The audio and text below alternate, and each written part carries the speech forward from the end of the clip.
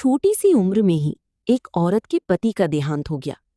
उसके दो छोटे छोटे बच्चे थे और आमदनी का कोई सहारा नहीं था। बच्चों को पालने के लिए उसने लोगों के घरों में जाकर झाड़ू पोछा करना शुरू कर दिया। उसके मोहल्ले में एक सब्जी वाला आया करता था। एक सुबह वो औरत उस सब्जी वाले के पास गई और उसने उसे 50 रुपए का नोट दिया। सब्जी वाले ने उसकी तरफ देखा और पूछा, बताइए बहन जी, क्या दूं 50 रुपए का? औरत बोली, मैं आपसे कुछ लेने नहीं आई हूं, बल्कि आपको 50 रुपए देने आई हूं।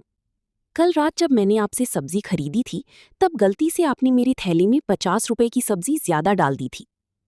ये सुनकर सब्जी वाला थोड़ा हैरान हुआ और बोला, लोग अक्सर मुफ्त की चीज पाकर खुश हो जाते हैं, लेकिन कोई वापस पैसे देने नहीं आता। आप क्यों लौटाने आई हैं? औरत बोली, मेरे पति बहुत अच्छे इंसान थे। जाते जाते उन्होंने मुझसे बस यही कहा था कि जीवन में कभी भी किसी का 1 रुपया भी मत रखना, वरना हमारी बच्चों के साथ कुछ गलत होगा। इतना कहकर वो औरत वहां से चली गई। उस औरत की बातें सुनकर सब्जी वाला सोच में पड़ गया। उसे याद आया कि पिछले महीने जब उसने सब्जियों का हिसाब लालाजी से किया था, तब लालाजी का ध्यान न होने के कारण उसने उन्हें 500 रुपए कम दिए थे।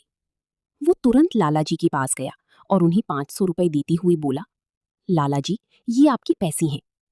लालाजी हैरान होकर बोली, अरे, सब्जी का हिसाब तो हम महीने की आखिर में करते हैं, फिर आज पैसे क्यों देने आ गई?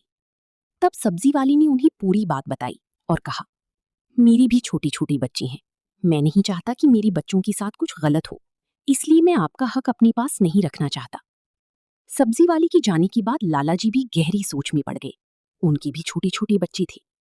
उन्हें याद आया कि जब उन्होंने मंडी में अपनी दुकान खोली थी, तब एक आदमी से उन्होंने 5 लाख रुपए उधार लिए थे। लेकिन दुकान चलने लगी और कुछ समय बाद उस आदमी की मृत्यु हो गई।